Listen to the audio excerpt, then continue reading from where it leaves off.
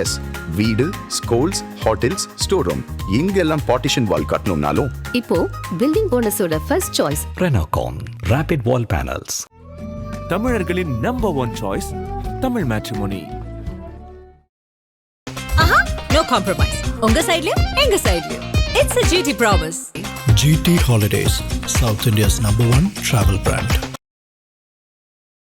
நடந்த NDA பொதுக்கூட்டத்தினுடைய takeaway என்ன? பிரச்சனை என்ன அப்படின்னம்னா, தனக்கும் தனது கட்சியோடு சேர்ந்த மற்ற கட்சிகளுக்கும் வந்துட்டு அதிகமான இடங்களை பாஜக கேட்கிறது.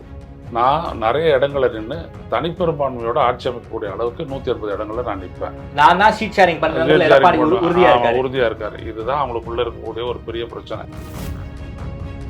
நீங்க வந்துட்டு ஒரு பில்டப் பண்றீங்க, ஒரு நெகட்டிவா ஒரு சுச்சுவேஷன் நீங்க வந்துட்டு பில்டப் பண்றீங்கன்னா அதை மக்கள் நம்பிடுவாங்கன்னு எப்படி எதிர்பார்க்குறீங்க? இதெல்லாம் மக்கள் தொடர்புடைய விஷயம். சட்டம் ஒழுங்கு, போதைப் பொருள் விற்பனை, இதெல்லாம் மக்கள் தொடர்புடைய பிரச்சனை. அப்போ நீங்கள் சொல்கிறத மக்கள் ஏற்றுக்கணும்ல. ரோட்டை நடமாட முடியல, போய்ட்டு உங்கள் வீட்டில் கேட்டு பாருங்கள், ரோட்டை நடமாட முடியலையாம்மா அப்படி கேட்டு பாருங்கள். இந்த NDA கூட்டணியால திமுக கூட்டணி வீழ்த்த முடியாதா? அதனால தானே வந்துட்டு இவ்வளோ தூரம் 1, 2 இந்த மாதிரி சீட்டு இருக்கிறவங்களாம் கூப்பிட்டு வராங்க. இல்லாட்டி வந்து ஸ்ட்ராங்கான கூட்டணியாச்சு ஏன் இவங்களெல்லாம் தேடிட்டு இருக்காங்க? ஏன் விஜய் தங்க பக்கம் எடுக்க நினைக்கிறாங்க? இப்போதும் விஜய் கூட்டணிக்கு பாஜக ஆசைப்படுறாங்களா? நிச்சயமா. இன்ன வரைக்கும் தவம் இருக்கிறாங்க 2 பேருமே. அதிமுக எடப்பாடியும் சரி, அமித்ஷாவும் சரி. சமீப காலமா விஜய் ஏன் ஒரு அரசியலே பண்ணாம மௌனமா இருக்காரு? ஜனநாயக இஷ்யூக்காக மௌனமா இருக்காரு? தெரியாது. இன்னொன்னு அச்சம், அவ்வளவுதான். யாரை பார்த்து அச்சம்? இந்திய ஒன்றிய அரசை பார்த்து தான்.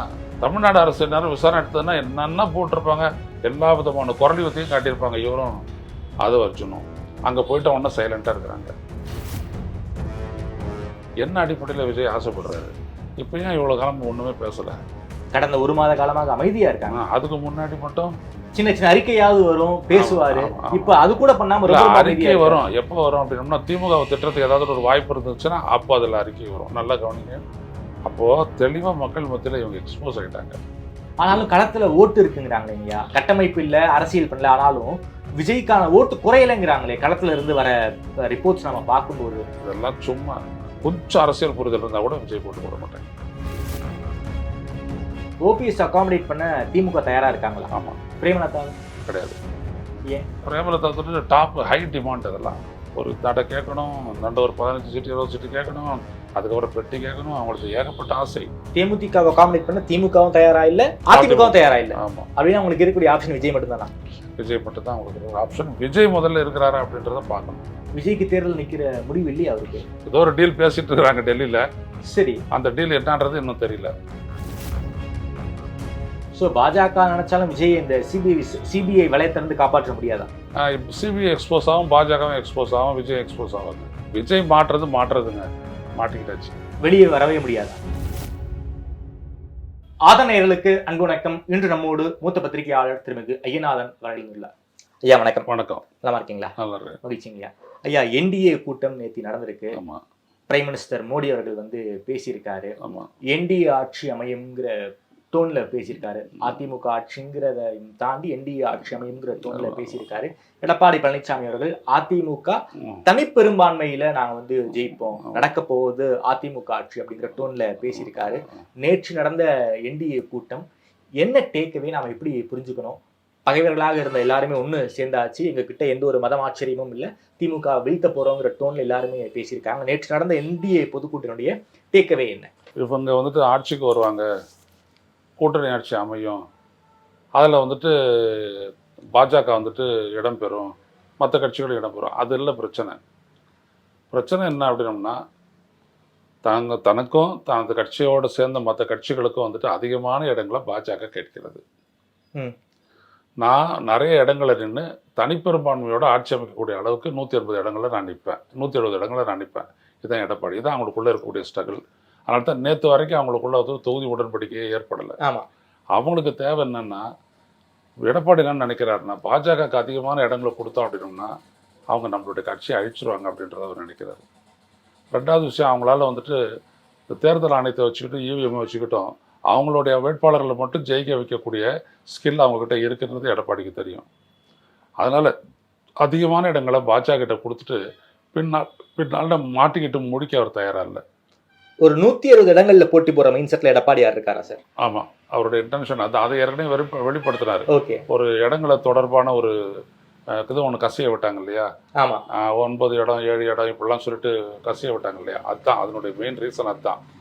ஸோ இப்போ அவர் வந்துட்டு இவருக்கு அமமுகவுக்கு பார்த்தீங்க அப்படின்னா 5 இல்லாட்டி 7 இடங்கள், அதிகபட்சம் 7 இடங்களை தான் அவர் கொடுக்க போறாரு, அவ்வளோதான். அதையும் வந்துட்டு நேரடியாக நான் நெகோஷியேட் பண்ணிக்கிறேன் அப்படின்றதுனால தான் அவரை வரவேற்கிறேன்னு இவர் ஒரு அறிக்கையை கொடுத்தாரு, ஒரு எக்ஸ் தளத்துல போட்டாரு. அதாவது என்டிஏ ஷேர் அதாவது பாஜக கூட்டணியை ஷேர் பண்ண வேணாம், நான் பண்ணிக்கிறேன், பாமகக்கு எப்படி கொடுக்கறனோ அதே மாதிரி நான் கொடுத்துக்கிறேன் அப்படின்ற மாதிரி அவர் பண்றாரு. ஓகே. ஸோ மற்றவங்க ஒன்று சிங்கிள், மற்றவங்கலாம் 1-2 இடம் தான், அவங்கள எல்லாமும் நான் பார்த்துக்கிறேன் அப்படின்றது தான் அவருடைய நோக்கம். நீங்க உங்களுக்கு பாஜகவுக்கு எவ்வளவு இடம் வேணும் அது மட்டும் வாங்கிட்டு போங்க. ஓகே. அது 20 இடம் நீங்க தொகுதி பேரத்தை நீங்க பண்ணாதீங்க, அத நான் பண்ணிக்கிறேன். ஆமா, என்டிஏ கூட்டணி அப்படின்றது ஒரு தனித்த என்டிட்டியா அதிமுக வெளியில இருந்து செயல்படக்கூடாது. ஓகே. அதிமுக உட்பட்டு தான் நான் தான் சீட் ஷேரிங் பண்றேன் உறுதியா இருக்காரு. இதுதான் அவங்களுக்குள்ள இருக்கக்கூடிய ஒரு பெரிய பிரச்சனை. ஓகே. இதுதான் ரொம்ப நாளா கடந்த டிசம்பர்ல இருந்து கடந்த ஏப்ரல்ல இருந்துட்டு அது ஓடுது அவங்க 2 பேருக்குள்ள. ஸோ இவங்க அதில் செட்டில் ஆகும்போது தெரியும் நிச்சயமா பாஜகவுக்கு ஒரு ஏமாற்றம் இருக்கும். ஏற்கனவே பலரும் வந்துட்டு நெகோஷியேட் பண்ணிட்டாங்க. இந்த மாதிரி இந்த கோயில் இருக்கக்கூடிய முக்கியமான தொகுதிகள் எல்லாம் கேட்டு பார்த்துட்டாங்க, இல்லைன்னுட்டாரு. 56 தொகுதி கேட்டாங்க, இல்லைன்னுட்டாரு. பேசுவோம்னு சொல்லிட்டு தள்ளி போட்டுக்கிட்டே போறாரு. ஸோ கூட்டணி அப்படின்றத மட்டும் இவர் முன்னாடி எல்லாரும் வந்துட்டு ஒரு ட்ராமா போட்டு முடிச்சிட்டாங்க. சிரிக்கிற மாதிரி அப்படிலாம் படங்கள்லாம் எடுத்துக்கிட்டாங்க, இதை ஒத்து போகிற மாதிரி, அவ்வளோதான். மற்றபடி எந்த இடத்துலையும் இவங்க தொகுதி பங்கீடு தொடர்பா இவர்கள் ஒத்து போகவில்லை. பாஜகவுக்கு எத்தனை இடங்களை கொடுக்கக்கூடிய மைண்ட் செட்ல எடப்பாடியார் இருக்கு? 28 தான். அவங்க கேட்கறது 56. 28ல் 30 வேணா தருவேன், அவ்வளோதான். அதுக்குள்ள நீ வா. ஏன்னா இவருக்கு என்ன அப்படின்னா அவங்களுக்கு வந்துட்டு நிறைய இடங்கள் கொடுத்துட்டோம் அப்படின்னா அவங்களுடைய எய்ம் வந்துட்டு அமித்ஷானுடைய எய்ம் 30 பேர் உள்ள தள்ளணும். ஆட்சி அமைக்காதுங்க. அதிமுக பாஜக கூட்டணி வெற்றி பெற்று ஆட்சி அமைக்க போறதுன்றது எல்லாருக்கும் தெரியும். அமித்ஷாவுக்கும் தெரியும், எடப்பாடிக்கும் தெரியும். எடப்பாடியை பொறுத்த வரைக்கும் என்னன்னா கட்சியை விட்டு கொடுத்துக்கூடாது. அதாவது இந்த தோல்விக்கு பிறகு கட்சி ஒருங்கிணை அப்படின்றத எல்லா அதிமுககாரனும் நம்புறான். எல்லாரும் ஒன்னா சேர்ந்து மறுபடியும் பழையபடி அதிமுகவை தொடர்ந்து தோத்துக்கிட்டே வரும், ஒன்னா சேர்த்தாருடைய நம்மளுக்கு எதிர்காலம் இல்லை அப்படின்னு சொல்லிட்டு எல்லாரும் ஒன்று சேருவாங்க. அந்த இடத்துல எடப்பாடி தன்னை மையப்படுத்தி அப்போ நிலைநிறுத்திக்கணும்னு பார்க்குறாரு. இவங்க என்ன நினைக்கிறாங்கன்னா அந்த நேரம் பார்த்து கபலீகரம் பண்ணிடலான்னு இவங்க நினைக்கிறாங்க. ஸோ இது எப்படி இருக்கு அப்படின்னோம்னா முழுங்க போகிறது முதலையா இல்லை வீழ்த்த போகிறது சிறுத்தையா அப்படின்ற ஒரு இது இருக்குது. யார் முதல்ல யார் சிறுத்தை? முழுங்கிறது எப்பொழுதுமே வந்துட்டு முதலையாக தான் இருக்கும். அட்டாக் பண்ணி காலி பண்ணுறதுன்றது சிறுத்தையாக தான் இருக்கும். முதலன்றது பாஜக, ஏன்னா அதான் முழுங்க, அப்படியே தண்ணிக்குள்ளே இழுத்து முழுகிடும். தண்ணின்றது வேற ஒன்றும் இல்லை, அதிகாரம் இழுத்துறோம். ஆனால் அதை கரையில் இழுத்து போட்டு அதை வெளுக்கிறதுக்கு வந்துட்டு சிறுத்தை காத்துக்கிட்டு இருக்குது. ஸோ இதுதான் இவங்களுக்குள்ளே இருக்கக்கூடிய இழுபறிக்கான முக்கியமான காரணம். மற்றபடி இந்த என்டி ஆட்சி அமைய போது என்ன அடிப்படையில் தமிழ்நாட்டு மக்கள் பாஜகவுக்கு ஓட்டு போட போகிறாங்க? எதையுமே மக்கள்கிட்ட செய்யாத திடீர்னு வந்து சொல்கிறாரு 11 லட்சம் கோடி நாங்கள் செலவு பண்ணோம் அப்படின்னு. காங்கிரஸை விட நாங்கள் பாஜக ஆட்சி சொல்லிட்டு இருக்கிறாங்க. எங்கே செலவு பண்ணீங்க சொல்லுங்கள்? 11 லட்சம் கோடியை எங்கே செலவு பண்ணீங்க? தமிழ்நாட்டினுடைய ரயில்வே திட்டங்கள் இன்ஃப்ராஸ்ட்ரக்சர் தான் நிறைய செலவு பண்ணுறாங்க. இன்ஃப்ராஸ்ட்ரக்சர் திட்டங்கள்னா சாலைக்கு செலவு பண்ணுறாங்களே, அந்த நெடுஞ்சாலை பணிகள்லாம் யாருக்கு அதெல்லாம் கொடுக்குறீங்க? அதனால் தமிழ்நாட்டுக்கு என்ன பலன்? தமிழ்நாட்டை வந்துட்டு அங்கே டோல் ஃபீஸை கட்டிகிட்டு இருக்கிறான், அதை கார்பரேட் வாங்கி சாப்பிட்டு போகிறான். இதை தவிர தமிழ்நாட்டுக்கு என்ன நல்லது? ரயில்வே திட்டம் தான் தமிழ்நாட்டுக்கு ரொம்ப முக்கியமானது. சரக்கு போக்குவரத்து, பயணிகள் போக்குவரத்து. ரயில்வே திட்டங்களுக்கு 8 ரயில்வே திட்டங்களுக்கு வெறும் 1000 ரூபா மட்டும் ஒதுக்கி இருக்கீங்க. எப்படி தமிழ் ஓட்டு போடுவான்? இப்போ நிறைய பேர் ஊருக்கு போனாங்க, பஸ்ஸை விட்டாங்க, நிறைய பஸ்ஸை விட்டாங்க, 10,000 கணக்கில் பஸ்ஸை விட்டாங்க. எவ்வளோ ட்ரெயினை விட்டீங்க? ஏன் ட்ரெயினில் யாரும் போக மாட்டேன்னாங்களா? ஏன் விடல? அப்போ எப்படி இவங்களை பற்றி இவங்க அன்றாட வாழ்க்கையில் வந்துட்டு நினப்புக்கே வராத ஒரு ஆட்சியை என்ன நினைப்பாங்க? இப்போ இந்த மெட்ரோ ரயில் திட்டங்களுக்குன்னா மெட்ரோ ரயில் திட்டங்களுக்கு வந்துட்டு தமிழக அரசு போடக்கூடிய ஷேரு ஒன்றிய அரசு போடக்கூடிய ஷேரில் பெருமளவுக்கு கடன் தான். யார் சுமக்கிறது கடனை? State government. யார் வட்டி கட்டுறது? State government. அப்புறம் உங்களை எப்படி அவங்க வந்துட்டு மதிப்பாங்க? இந்த மக்கள் எப்படி மதிப்பாங்க? உங்களுக்கு ஓட்டு போடுவாங்க சொல்லுங்கள். விவசாயிக்கு காவிரியில் ஏதாவது பண்ணியிருக்கீங்களா நீங்கள்? ஆழமான ஒரு புத்தியே இல்லை. கசா புயலில் பெரும் பாதிப்பு ஏற்பட்டது காவிரி டெல்டாக்கு. ஒத்த பைசா தரல இந்த மோடி அரசு.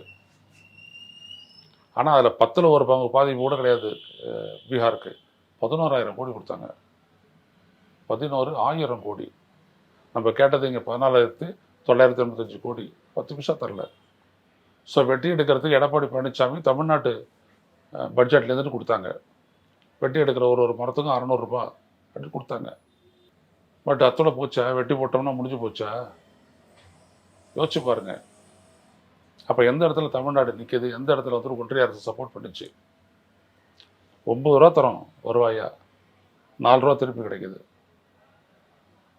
அப்போ எப்படி அவங்க வந்து கடன் வாங்காத ஆட்சி நடத்த முடியுங்க இருக்கக்கூடிய அரசு? அப்போ இவ்வளோத்தையும் தமிழ்நாடு மக்களுக்கு வந்துட்டு தெரியாதா? ஒரு 3 செக்மெண்ட்டாக பிரிச்சுங்க. எல்லா பலன்களையும் பெறக்கூடிய ஒரு மேல்தட்டு, அப்புறம் நடுத்தர வர்க்கம், இதுதான் அரசியல், எல்லாத்தையுமே தெரியும். அடுத்தபடியாக உழைக்கக்கூடிய கீழ்த்தட்டு. இந்த 80%ல் 60-65% ஃபுல்லாக ஸ்டாலினோட நிற்கிது. உங்களை என்ன பண்ண, நீங்கள் என்ன பண்ண முடியும்? அவர் இந்த என்டிஏ கூட்டணியால திமுக கூட்டணி வீழ்த்த முடியாதா? அதனால தானே வந்துட்டு இவ்வளோ தூரம் 1, 2 இந்த மாதிரி சீட்டு இருக்கிறவங்களாம் கூப்பிட்டு வராங்க. இல்லாட்டி இவங்க தான் ஸ்ட்ராங்கான கூட்டணியாச்சு. ஏன் இவங்களெல்லாம் தேடிட்டு இருக்காங்க? ஏன் விஜயை முடக்க நினைக்கிறாங்க? ஏன் விஜயை தங்க பக்கம் இழுக்க நினைக்கிறாங்க? சொல்லுங்க. இப்போதும் விஜய் கூட்டணிக்கு பாஜக ஆசைப்படுறாங்களா? நிச்சயமா. இன்ன வரைக்கும் தவம் இருக்கிறாங்க 2 பேருமே. அதிமுக எடப்பாடியும் சரி, அமித்ஷாவும் சரி. விஜய்க்காக தவங்க எடுக்கிறாங்க. அப்படிதான் ஒரு லிட்டர்லாம் சொல்லிட்டு போங்க. 5% ஓட்டா இருக்கலாம். ஆனால் அது வந்தால் தான் தங்களுக்கு களவுத்தனம் பண்ணணும்னா விஜயனுடைய ஓட்டையும் உங்களோட சேரணும்.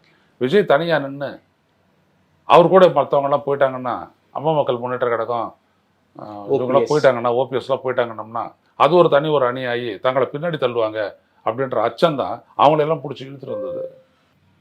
ஆக இப்போ வந்துட்டு என்ன அப்படின்னா, அமித்ஷாவுடைய திட்டம் ஒரு பக்கம் திமுக அணி, இன்னொரு பக்கம் பாஜக அதிமுக அணி, இந்த 2 அணிகளுக்கிடையே ஒரு போட்டியை கொண்டு வரணும் அப்படின்னு அவர் பார்க்குறாரு. ஸோ அப்போ நடுவில் விஜய் இருக்கக்கூடாது. ஸோ விஜய் நீக்கிறது அவங்க என்னென்னோ சொல்கிறாங்க, பார்ப்போம் என்ன நடக்குதுன்ட்டு. விஜயை வச்சு பாஜக என்ன மைண்ட் செட்டில் இருக்காங்க? விஜய் பாஜகவை கொள்கை எதிரிங்கிறாரு, கூட்டணி போவதற்கு கொள்கை எதிரின்னு அந்த அளவு ஒப்புக்கு சொல்கிறாருங்க. கொள்கை எதிரியா? என்ன பண்ணிட்டார் கொள்கை எதிரிக்கு? பரந்தூருக்கு நீங்கள் போய் பேசுகிறீங்க, பரந்தூருக்கு எதிராக. பரந்தூரினுடைய மூலதனம் யார் பண்ண போகிறது? இன்வெஸ்ட்மெண்ட் யார் பண்ண போகிறது? ஒன்றிய அரசு. அவங்கள பார்த்து சொல்ல வேண்டியதானே. இங்கே நிலை கையகப்படுத்துகிற மாநில அரசை பார்த்து நீங்கள் வந்துட்டு பாயறீங்க. டங்ஸ்டன் வந்துட்டு இந்திய ஒன்றிய அரசு திட்டம், அது எடுத்தா பகுதி மக்கள் போராட்டாங்க. காட்டுங்க, விஜய் ஆதரவு ஒரு அறிக்கை கொடுத்துருக்காருன்னு காட்டுங்க பார்ப்போம். நீங்கள் கொள்கை முன்னோட்டின்னு பெரியாரை காட்டுறீங்க, பெரியாரை சீமான் அந்த அளவுக்கு போட்டு தாக்குறாரு, அதுக்கே நீங்கள் அறிக்கை கொடுக்கலையா? சமீப காலமா விஜய் ஏன் ஒரு அரசியலே பண்ணாம மௌனமா இருக்காரு? ஜனநாயக இஷ்யூக்காக மௌனமா இருக்காரு? தெரியாது. இன்னொன்னு அச்சம், அவ்வளவுதான். யாரை பார்த்து அச்சம்? இந்திய ஒன்றிய அரசை பார்த்து தான். தமிழ்நாடு அரசு எல்லாரும் விசாரணை எடுத்ததுன்னா என்னென்ன போட்டிருப்பாங்க, எல்லா விதமான குரலிவத்தையும் காட்டியிருப்பாங்க. இவரும் அதை வச்சுணும் அங்கே போயிட்டு ஒன்றும் சைலண்டாக இருக்கிறாங்க. இவங்க எதிர்பார்க்கல, அவங்க ஏதோ நம்மளுக்கு வந்துட்டு காப்பாற்றி விடுவாங்கன்ட்டு காப்பாற்றி விடுறதுக்கு இருக்கிறாங்க. நான் தான் முதல்ல உதாரணம் சொன்னேனே, அது அதிமுகையும் முழுங்க பார்க்கும்போது கூடுதலாக இந்த ஒரு மீனை முழுகிட்டு போகாதா? அது ஏன் ஜீரணமாகாதா? ஸோ ரொம்ப சிம்பிள். அரசியலை அணுகவும் தெரியல, அனுமானிக்கவும் தெரியல. இந்த கூட்டம் தான் இன்றைக்கி தாவேக்கா. நீங்கள் அரசியலை முதல்ல அனுமானிக்க, யார் எங்கே என்ன நம்மளுடைய இது என்ன, தமிழ்நாட்டு மக்களுக்காக நிற்கிறோன்னா தமிழ்நாட்டுக்குடைய எதிரி யார்? அதை விட்டுட்டு வெறும் அரசியல் எதிரின்னு சொல்லி விட்டு போயிட்டேன். அவங்க அரசியல் எதிரியா எடுத்துவாங்களா ஜனங்க? வாய்ப்பு இருக்கா அந்த மாதிரி? எதையுமே செய்யாத நீ வெறும் குற்றஞ்சாட்டு மட்டும் பண்ணிட்டு உனக்கு வந்துடுவாங்களா? ஒரு ரசிகர்கள் எதையும் யோசிக்க மாட்டான், அது வேற விஷயம். தமிழ்நாட்டு மக்களையும் யோசிக்க மாட்டாங்களா? என்ன அடிப்படையில் விஜய் ஆசைப்படுறாரு? இப்போ ஏன் இவ்வளோ காலம் ஒன்றுமே பேசலை? கடந்த 1 மாத காலமாக அமைதியா இருக்காங்க. அதுக்கு முன்னாடி மட்டும் நடுவில் வந்துட்டு சின்ன சின்ன அறிக்கையாவது வரும், பேசுவாரு. இப்ப அது கூட பண்ணாம அறிக்கை வரும். எப்போ வரும் அப்படின்னா, திமுக திட்டத்துக்கு ஏதாவது ஒரு வாய்ப்பு இருந்துச்சுன்னா அப்போ அதில் அறிக்கை வரும். நல்லா கவனிங்க. திமுக திட்டத்துக்கு வாய்ப்பு இல்லைன்னா அறிக்கை விட மாட்டாங்க அவங்க. இதுதான் இவங்களுடைய கொள்கை எதிர்ப்பு. அப்போது தெளிவாக மக்கள் மத்தியில் இவங்க எக்ஸ்போஸ் ஆகிட்டாங்க. இவங்க ஒன்றுமே கிடையாது. ஆனாலும் களத்துல ஓட்டு இருக்குங்கிறாங்களே ஐயா. கட்டமைப்பு இல்ல, அரசியல் பண்ணல, ஆனாலும் விஜய்க்கான ஓட்டு குறையலைங்கிறாங்களே களத்துல இருந்து வர ரிப்போர்ட்ஸ் நம்ம பார்க்கும்போது. இதெல்லாம் சும்மா ஒரு நேரத்தில் பெண்கள்கிட்ட எல்லாம் போயிட்டு கேட்டாங்க, விக்ரவாண்டிக்கு அப்புறம் எல்லாரும் பெண்கள்லாம் கூட ஆமாம் ஆமான்னாங்க. இப்போ போயிட்டு கேளுங்க பெண்கள்கிட்ட, இப்போ போயிட்டு கேளுங்க, சைலண்டாக இருப்பாங்க. பார்த்துட்டு மைக் எடுத்துகிட்டு போங்க, போயிட்டு கேட்டு பாருங்க. விஜயனுடைய ரசிகர்ன்றாங்க வேறவங்க. விஜய ரசிகர்றது தவிர அவனுக்கு வாழ்க்கையில் எதுவுமே தெரியாது. எத்தனை தொகுதி தமிழ்நாடு சட்டமன்றத்தில் அப்படின்னோம்னா அது இருக்கும் ஒரு 550 சொல்லுவான். புரியுதுங்க? தமிழ்நாடுடைய பிரைம் மினிஸ்டர் எங்கள் அண்ணன் தான் அப்படின்றாங்க. இன்னொருத்தர் சொல்கிறான் 267 தொகுதியில் நாங்கள் ஜெயிப்போன்றான். அவனெல்லாம் விஜய்க்கு தான் போடுவான், சந்தேகமே இல்லை. ஆனால் விஜயை ரசிக்கிறாங்கல்ல, மற்ற எல்லாரையும் ரசிக்கிற மாதிரி அவங்களாம் ஓட்டே போட மாட்டாங்க. அரசியல் புரிதல் உள்ளவர்கள் விஜய் ஓட்டு போட மாட்டாங்க, கட்டாயம் போட மாட்டாங்க. கொஞ்சம் அரசியல் புரிதல் இருந்தால் கூட விஜய் போட்டு போட மாட்டாங்க. ஏன்னா விஜய்னால எதுவுமே நடக்காதுன்றது எல்லாருக்கும் தெரியும். என்டிஏ கூட்டணிக்குள்ளார எல்லாரையும் அகாமடேட் பண்ணணும்னு நினைச்சாங்க. ஓபிஎஸ்ஐ ஏன் அவங்களால அகாமடேட் பண்ண முடியல? பாஜகவை நம்பி அரசியல் செஞ்ச ஓபிஎஸ்ஐ பாஜகவையும் அகாமடேட் பண்ண விரும்பலையா, இல்லை எடப்பாடி அதுக்கு ஒத்துக்கலையா? இல்லை, ஒருத்தர் ஐசோலேட் பண்ணி காலி பண்ணுறது அப்படின்றது பிஜேபியினுடைய ஒரு நோக்கம். அது தனிமைப்படுத்துறது, உதாசீனப்படுத்தி தனிமைப்படுத்தி காலி பண்ணிட்டீங்க அப்படின்னோம்னா அந்த ஓட்டு பேங்கை எப்படி பார்த்தாலும் நம்ம மற்றபடி இழுத்துடலாம் அப்படின்ட்டு. ஆனால் அவரும் யோசிப்பார்ல, ஓபிஎஸ் யோசிப்பார்ல. அதான் இப்போ சேகர் பாபுவும் அவர்கிட்ட சந்திச்சு 5 நிமிஷம் பேசியிருக்காங்க. ஒரு வேளை இந்த வீடியோ ஏறுறதுக்கு முன்னாடி நாளைக்கு காத்தால, நீங்கள் சாயந்தரமும் நாளைக்கு காத்தாலையோ ஓபிஎஸ் அவருடைய ஆதரவாளர்களோட இவங்களோட சேர்ந்துடலாம், திமுக அன்னைக்கு சேர்ந்துடலாம். ரொம்ப ஈஸி. ஒரே ஒரு வார்த்தை சொல்லிட்டாருன்னா போதும், என் சுயமரியாதையை விட்டுட்டு நான் பாஜக அன்னைக்கு போக தயாராக இல்லை, அவ்வளோதான். மற்றவங்களாம் போனாங்களே, மற்றவங்ககிட்ட போய்ட்டு அந்த கேள்வியை கேளுங்க அப்படின்றாரு. யாராக இருந்தாலும் நான் தமிழ்நாட்டோடைய நலனை விட்டு தர தயாராக இல்லை, என் சுயமரியாதையை விட்டு தர தயாராக இல்லை அப்படின்னு சொல்லிட்டாருன்னா போதும், அது கிளிக் ஆகிடும். கடந்த காலங்களில் அதுக்கு நேர்மாறாக ஓபிஎஸ் இருந்திருக்காரு, பாஜக இருந்திருக்காரு. அதனால தானே கடைசியாக அவர் சொன்னார். கடைசியாக தானே அவர் சொன்னார் சுயமரியாதை அப்படின்ட்டு. அதுக்கப்புறம் ஒன்றும் நடக்கலையா அவங்களோட? அவர் குறைஞ்சோ தன்னுடைய ஆதரவாளர்களும் ஒரு 15 சீட்டு எதிர்பார்ப்பார். பிஜேபி தான். திமுக கூட்டணி அப்படின்னு ஒரு 5-6 சீட்டுக்கு எதிர்பார்த்து செட்டில் ஆகிடுவார். இவர் திமுக கிட்ட வந்துட்டாருன்னா அவங்க வந்துட்டு இவரை தேமுதிகவை நடுத்தரவில் விட்டுருவாங்க. திமுக அவங்க தனியாக போட்டியிட வேண்டியது தான். இல்லை விஜய் கடைசியில் வந்துட்டு தேர்தல் நிற்கிற மாதிரி ஒரு முடிவு எடுத்தார் அப்படின்னா அவங்களோட அவர் சேர்த்துக்கிறாங்க. அப்படிதான். விஜய்க்கு தேர்தல் நிற்கிற முடிவு இல்லையா அவருக்கு? அது சொல்ல முடியாது, பார்ப்போம், வெயிட் பண்ணுவோம். ஏதோ ஒரு டீல் பேசிட்டு இருக்கிறாங்க டெல்லியில். சரி, அந்த டீல் என்னன்றது இன்னும் தெரியல. அது வந்துட்டு எப்போ வெளியில் வரும் அப்படின்னோம்னா அந்த சினிமா வெளில வந்துட்டோன்னா தான் வெளில வரும். முதல்ல சினிமா, அப்புறம் மற்றதெல்லாம் அப்படின்னு அவங்க சொல்லிட்டதாகவும் அதை ஒன்றிய அரசு அமித்ஷா ஏற்றுக்கிட்டதாகவும் சொல்கிறாங்க. பார்ப்போம். ஓபிஎஸ் அது 27ஆம் தேதி தெரியும். ஓபிஎஸ் அகாமடேட் பண்ண திமுக தயாராக இருக்காங்களா? ஆமாம். பிரேமலதா கிடையாது. ஏன்? பிரேமலதா வந்துட்டு அதான் பிரேமலதா வந்துட்டு டாப் ஹை டிமாண்ட். அதெல்லாம் ஒரு தடை கேட்கணும், நண்ட ஒரு 15 சீட்டு 20 சீட்டு கேட்கணும், அதுக்கப்புறம் பெட்டி கேட்கணும். அவங்களுக்கு ஏகப்பட்ட ஆசை. சின்ன சின்ன ஆசைக்கு திமுக இடம் கொடுக்கலாம், பெரிய பெரிய ஆசைக்கு தேமுதிக ஆசையை ஒரு ஆளுங்கட்சியா இருக்காங்க, எல்லா பலமும் உங்ககிட்ட இருக்கும். அப்படி பலமா இருக்கக்கூடிய திமுகவாலேயே தேமுதிக ஆசையை அவங்க ஒதுக்குறாங்க அப்படின்னா எடப்பாடியார் எப்படி இடம் அதனால தான் எடப்பாடி விட்டுட்டாரு. எடப்பாடி ஏற்கனவே கூட கூப்பிடலையே, அவரு கூப்பிடலையே, நெகோஷியேட் பண்ணல. இந்த அம்மா பேசுறதெல்லாம் பார்த்தோம்னா ஏதோ இந்த அம்மா இல்லைன்னா அந்த கூட்டணியே ஜெயிக்காத மாதிரி அவங்க பேசிட்டு இருக்கிறாங்க. இவங்களுக்கு இருக்கு ஒரு சர்டன் அமௌண்ட் ஆஃப் ஓட் பேங்க் இருக்குது, பாக்கெட்ஸில் இருக்கு. அதை வந்துட்டு கொடுத்து சரியாக பேரம் பேசணும். இவங்களால ஒரு 10 இடம் ஜெயிக்க முடியும்னா ஒரு கட்சியால் அவங்க 5 இடம் இவங்களுக்கு தருவாங்க. ஆனால் இவங்களே 5 இடம் எதிர்பார்த்தாங்கன்னா வாழ வச்சு ஏமாறுறதுக்கு அவங்க என்ன கோமாளியா இல்லை ஏமாளியா? வரமாட்டாங்க யாரும். அப்படின்னா தேமுதிக நிலைமை என்னதான்? யார் கவலைப்பட போகிறா? இப்போ போன முறையெல்லாம் ஒரு சீட்டு வாங்கலை, ஏதோ தமிழ்நாடு ஏதோ விழுந்து அழுதுச்சான்னா அப்படிலாம் எதுவும் முடியாது. நீங்கள் சரியான ஒரு அரசியல் பண்ணு, எந்த விதமான போராட்டம் இல்லாத ஒரு மாநாட்டை கூட்டி காட்டிட்டு நம்ம தான் நிர்ணயிக்க போகிறோம் அப்படின்னு சொன்னாலும் யாருங்க ஏற்றுக்குவாங்க? தேமுதிகவை அகாமடேட் பண்ண திமுகவும் தயாரா இல்லை, அதிமுகவும் தயாரா இல்லை. ஆமாம். அப்படின்னா உங்களுக்கு இருக்கக்கூடிய ஆப்ஷன் விஜய் மட்டும்தானா? விஜய் மட்டும் தான் உங்களுக்கு இருக்கிற ஆப்ஷன். விஜய் முதல்ல இருக்கிறாரா அப்படின்றத பார்க்கணும். இன்னொரு பக்கம் ஜனநாயகன், இன்னொரு பக்கம் சிபிஐ விசாரணை. ஒரு அரசியல் பண்ணி பேசியிருக்கலாம் விஜய். இன்னைக்கு வரைக்கும் ஏன் மௌனமா இருக்காரு? பாஜக விஜய் வச்சு என்ன பிளே பண்ண நினைக்கிறாங்க? பாஜக விஜய் வச்சு எந்த பிளேயும் பண்ண நினைக்கல. ஒன்று நாங்கள் காப்பாற்றி விட தயார் கரூர் விஷயத்தில், இல்லை சார்ஜ் ஷீட்டில் போட்டு ஒன்றே இந்த என்ன பண்ணணுமோ பண்ணிவிடுவோம், அது வேறு. அது அடுத்தபடியாக வந்துட்டு விஜய்க்கு வரக்கூடிய ஃபினான்சஸ் எல்லாம் பற்றி ஆராயிறாங்கன்றது இப்போ அடுத்த கட்டம் செய்திகள். எல்லாம் அவங்க கசிய விடுறது தான் செய்திகள். இதில் வந்துட்டு விஜய் என்ன பண்ண முடியும்? ஆரம்பத்துலேருந்து ஒரு திமிர அரசியல் பண்ணிவிட்டாரு. புரியுதுங்களா? ரோட் ஷோ நடத்தாதுன்னு ரோட் ஷோ நடத்துவார். சரியான இடத்துக்கு போகாத அந்த இடத்துல இருக்க பிஸ்னஸ் பாதிக்கப்பட்டுச்சுல்ல, அவ்வளோத்தையும் பண்ணிகிட்டு இருந்தார். கடைசியில் கரூரில் சம்பவம் நடந்துட்ட உடனே என்ன செய்யறது ஏது செய்யறதுன்றது தெரியாமல் அதிர்ச்சி அடைஞ்சிட்டாரு. முடிஞ்சு போச்சு. இப்போ என்ன பண்ணுவார் அவர்?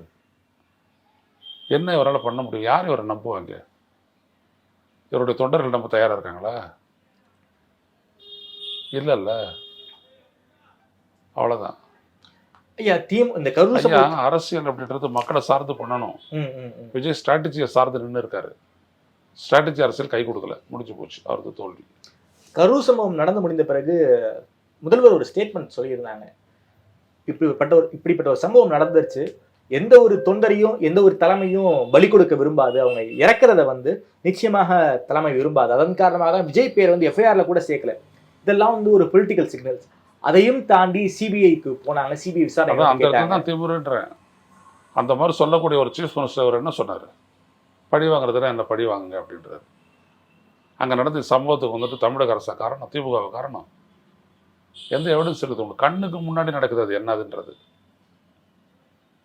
இவங்களால தான் எல்லாமே ஏற்பட்டுச்சு. இவங்க தான் இந்த இடத்துல ஆட்களை எல்லாம் குறைச்சாங்க. எவ்வளோ லாபகமாக போய் பேசுறாரு பாருங்க விஜய். எஃப்ஐஆர்ல பேர் சேர்க்கல, உங்க மீது நடவடிக்கை எடுக்க மாட்டோம்னு சொல்லியாச்சு. இல்லை, எடுக்க மாட்டோம்னு சொல்லல. அவங்க அருணா ஜெகதீசன் அவர் குறிப்பிட்டார். சீஃப் மினிஸ்டர் அருணா ஜெகதீசன் ஆணையம் விசாரிக்கிறது. அவங்க கொடுக்கக்கூடிய அறிக்கையின் அடிப்படையில் சட்டபூர்வமான நடவடிக்கை அதுக்கப்புறம் எடுக்கப்படும். அப்போ தான் நீதிபதி செந்தில்குமார் என்ன பண்ணுறாரு? எஸ்ஐடியை நியமிக்கிறாரு அஸ்ரா கார்க் தலைமையில். ஸோ எல்லாம் சரியாக போயிட்டு இருக்கிற போது தான் இவங்க இன்டர்ஃபியர் பண்ணி எல்லாத்தையும் தூக்கிட்டு எடுத்து போய் டெல்லியில் போட்டு சிபிஐக்கு மாற்றுறாங்க. இவங்க என்ன சொல்லிட்டாங்க? உச்சநீதிமன்றத்தினுடைய கண்காணிப்பில் அப்படின்னா, உச்சநீதிமன்றத்தினுடைய கண்காணிப்பு அப்படின்னா ஏற்கனவே அந்த ஜட்ஜி தப்பு பண்ணி தான் அந்த தீர்ப்பை கொடுத்தாரு. ஆனால் அடுத்த கட்டம் என்ன ஆயிடுச்சு? இப்போ சிபிஐ தன்னிச்சையாக முடிவெடுக்க முடியாது. அங்கே ஒரு ஜட்ஜி இருக்கிறாரு, அவரு கீழே தான் எஸ்ஐடி, அவங்களுடைய கீழே தான் சிபிஐ இந்த விசாரணை நடத்துது, புலனாய்வு செய்யுது. அப்போ என்ன ஆகும்? நெருக்கடி அதிகமாகிடுச்சுல்ல. இதுலேருந்து எப்படி எஸ்கேப் ஆக முடியும்? இது எல்லாரும் கண் முன்னாடி நடந்துச்சு.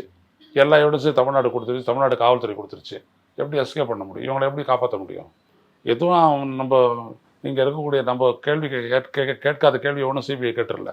எல்லாம் இங்கே நம்ம கேட்டது தான், நம்ம கொடுத்த விளக்கம் தான். ஏன்னா அங்கே இருந்த பத்திரிகையாளர்கள் கொடுத்த ரிப்போர்ட்டிங்கெல்லாம் அப்படியே மறுநாள் கத்தரை 28ஆம் தேதி செப்டம்பர் 28ஆம் தேதி கத்தரை பேப்பரில் வந்துருச்சு. எல்லோரும் ஒரே மாதிரி தான் கொடுத்தான்.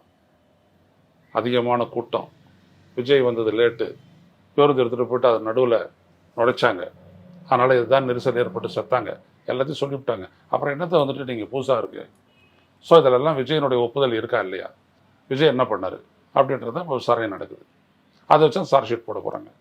அப்போ என்ன ஆகும் பாருங்கள். ஸோ பாஜக நினைச்சாலும் விஜய் இந்த சிபிஐ வளையத்திலிருந்து காப்பாற்ற முடியாதா? சிபிஐ எக்ஸ்போஸ் ஆகும், பாஜகவும் எக்ஸ்போஸ் ஆகும், விஜய் எக்ஸ்போஸ் ஆவாங்க. ஸோ அதை பாஜக விரும்பாத? இல்லை, யாருமே விரும்ப மாட்டாங்க. விஜய் மாற்றுறதுங்க. விஜயை எக்ஸானரேட் பண்ணிட்டு விஜயை மட்டும் விடுவிச்சுட்டு சார்ஜ் ஷீட்டை ஃபைல் பண்ண முடியாது. ஓகே, அந்த சார்ஜ் ஷீட் வந்துச்சுனாலே தெரியும் சிபிஐ என்ன பண்ணுது அப்படின்றது. இது ஒரு ரகசியமாக நடந்த ஊழல் வழக்கோ, வருவாய் தொடர்பானதோ, வரி ஏய்ப்பு தொடர்பான வழக்கோ இல்லை விசாரிக்கப்படுறது. பட்டவர்த்தனமாக மக்கள் மத்தியில் ஊடக வெளிச்சத்தில் நடந்த ஒரு நெரிசல் படுகொலை. இதில் இவங்க ப்ளே பண்ண பார்ட் என்ன? அதாவது கல்பபிள் ஹோமிசைட் அப்படின்னா, ஆமாம், கல்பபிள் ஹோமிசைட்னா என்ன அர்த்தம்? இவங்க கொலை செய்யணுன்ற நோக்கம் இல்லை, ஆனால் இவங்களுடைய செயலால் அது ஏற்பட்டது. இதை பாருங்கள் எப்படி போடுறான் பாருங்கள். Culpable homicide is the unlawful killing of a human being falling on a spectrum between accidental death and murder. அது விபத்தும் கிடையாது, கொலையும் கிடையாது. அப்போது காஸ்ட் என்னது? மர்டர் ஆண்டுச்சு, உயிர் போயிடுச்சு, 41 பேர் உயிர் போயிடுச்சு. எப்படி நடந்துச்சு? ஆக்சிடென்ட் கிடையாது, கொலையும் கிடையாது. அப்போ எதனால் அந்த மரணம் நிகழ்ந்துச்சு? இப்போவா கருதுக்கு இப்போ தெரியுதுங்களா? எவ்வளோ ஸ்ட்ராங்கான ஒரு சார்ஜ் இட்டு இது கண் முன்னாடி நடந்துருச்சு. அந்த இடத்துல விஜய் இருக்கிறாரு, இவ்வளோ பேர் செத்து போயிட்டாங்கன்னு சொல்கிறாரு, இவர் பாட்டுக்கு நடந்து போயிட்டே இருக்கிறாரு. எப்படி நீங்கள் இவரை காப்பாற்றுவீங்க? ஸோ அப்போ பாஜக பண்ணணும்னா அவங்க முறை தவறி ஒரு ரிஸ்க் எடுத்து தான் விஜயை காப்பாற்றணும். அதுக்கு அவங்க ஒரு வேலை கேட்பாங்கல்ல. அமித்ஷாலாம் அந்த மாதிரி வியாபாரி தானே, குஜராத் வியாபாரி தானே அவங்களாம். சோனியா காந்தி சொன்ன மாதிரி மரண வியாபாரிகள் அவங்களாம், பெரிய லெவலு 3000. இவரெல்லாம் வெறும் 41 தான், அவங்க 3000 பிக் லெவல். பேசுவாங்கல்ல விலை கொடுன்னு சொல்லி. விலை என்னது, எங்களோட சேர்ந்துக்கோ, இல்லை என் கட்சி போய்டும், போட்டோம் கொடு, அவ்வளோதான். Merchant of Venice timing pound of flesh எனக்கு வேணும் அப்படின்றான், அவ்வளோதான். ஷேக்ஸ்பியருடைய கதை இருக்குல்ல, மர்ச்சன்ட் ஆஃப் வெனிஸ், அதில் வரும்ல, விலையை கேட்குறான், என்ன பண்ணுவேன் நீ, கொடுத்து தான் ஆகணும். ஸோ அதனால தான் அவங்க பேசவே இல்லை. ரொம்ப நிறைய சத்தம் போட்டு குரல் யுத்தத்தை காட்டக்கூடிய ஆதவர்ஜனை பேசுறது இருக்கிறதுக்கு காரணம் இதுதான். ஏன்னா அவங்க எடுத்துட்டாங்க, ஜான் வரைக்கும் எடுத்துட்டாங்க. ஏன்னா பின்னாடி இருக்கிற ஸ்ட்ராட்டஜிஸ்ட் அவர் தான். மிகப்பெரிய நெருக்கடி தான். நெருக்கடிலாம் இல்லை, சிக்கல், ட்ராப்பு, மாட்டிக்கிட்டாச்சு. வெளியே வரவே முடியாதா? தண்டனை இன்றி அவர்களால் தப்பிக்கவே முடியாது தான் கேட்குறேன் நான். எப்படி இருக்குது பார்த்தீங்கன்னா அந்த டிஃபென்ஸு, அதில் இன்னொரு செக்ஷன் 124, அது என்னது, காவல்துறையினர் போட்ட அந்த கண்டிஷனை எல்லாம் கடைபிடிக்கவே இல்லை, மீறினாங்க. அது ஒரு குற்றச்சாட்டு சொன்னாங்கல்ல. அந்த இடத்துக்கு போனால் க்ரௌடு பஸ்ட் ஆகும். கேட்டிங்களா? கேட்கல. அப்போ காவல்துறை என்ன பண்ணும், சிபிஐ என்ன பண்ணும், அதெல்லாம் பரவாயில்ல அப்படி சொல்லுமா? 10,000 இடத்துல எடுத்து 30,000 பேர் நீங்கள் கூப்பிட்டீங்க, எங்கேருந்து கூப்பிட்டு வந்தீங்க, ஏன் கூப்பிட்டு வந்தீங்க? டிசம்பரில் நடத்த வேண்டியது ஏன் முன்னாடியே இங்கே செப்டம்பர்லேயே பண்ணுறீங்க? உங்கள் கூடயே ஒரு 5,000-10,000 பேர் கூப்பிட்டு வந்தீங்களே, எது கூப்பிட்டு வந்தீங்க? நெரிசலை ஏற்படுத்த நோக்கம்னா, அவ்வளோ க்ரௌட் அங்கே சேர்க்கறதுக்கான நோக்கம் தான் உங்களுக்கு. நீங்கள் ஒன்றும் பேசி கிழிக்க போகிறதில்ல, அதெல்லாம் சிபிஐக்கும் தெரியும். அப்போ எதுக்கு கூப்பிட்டீங்க? அப்போ ஜனநாயகோட ஷூட்டிங் அதானே? அப்போ இது இன்னொரு ஃபோர்ஜரி, இன்னொரு மோசடி வழக்கு வருது. அதில் இதெல்லாம் சேர்த்தோம் அப்படின்னோம்னா ஒரு சதித்திட்டம் வருதா? 420 420p 120p BNS 120p, ஆமாம். அது இல்லாத 420 ஒரு மோசடி, இதெல்லாம் வரும். ஸோ சார்ஜ் ஷீட்டில் இவ்வளோ செக்ஷனையும் கொண்டாந்து இவ்வளோத்தையும் போட்டாங்கன்னா எப்படி ஒரு தப்பிப்பார் இவர்? ஸோ எல்லாம் சாட்சியத்துக்கிட்ட வந்து சாட்சியாக எடுத்துட்டாங்க. அங்கே ஒன்றும் கிடையாது, அங்கே கிராஸ் எக்ஸாமின் பண்ணி க்ளீன் பண்ண வேண்டியது தான். மீனை பிடிச்சாச்சு, செதிலெல்லாம் சீவிட்டு ஆஞ்சி அறுக்க வேண்டியது தான். ஸோ இதில் வந்து தப்பிக்கிறோன்னா ஒரு மிகப்பெரிய விலையை வந்து விஜய் கொடுக்கணும்னு நினைக்கிறீங்க. பாஜக மிகப்பெரிய விளைவை எடுத்துக்கிட்டாலும் கூட கேஸ் பெண்டிங்கில் இருக்குமே தவிர, என்னைக்கு இருந்தாலும் விஜய் மேலே கத்தியை தொங்கிட்டு இருக்குமே ஒழிய அவரால் அரசியல் பண்ண விடவே மாட்டான். பாஜகவோட போனாலும் விஜயுடைய சினிமா வாழ்க்கையும் போச்சு, அரசியல் வாழ்க்கையும் போயிடுச்சு. அதை தவிர விஜய் செய்வாராங்கிற கேள்வி இருக்குல்ல. ஆமா, விஜய் என்ன செய்ய முடியும், வேற வழி என்ன இருக்குது? அவர் தன்னை காப்பாத்திக்கிற ஆள்ல ஒரு 41 பேருக்கு இவர் 10 லட்சம் அறிவிச்சார் தமிழ்நாடு முதலமைச்சர். இல்லாட்டி இவர் 20 லட்சம் அறிவிச்சிருக்க போறதில்ல. முதல் மாநாட்டில் அக்கிய ஸ்டாம்பீடு ஏற்பட வேண்டியது, அதை தடுத்து காத்து தமிழ்நாடு காவல்துறை 8000 போலீஸ் வச்சு காப்பாற்றினாங்க. அவங்க சொன்ன அட்வைஸின் படி தான் இவர் வந்துட்டு 6:40 பேசி முடிச்சுட்டு வெளியேறினார்.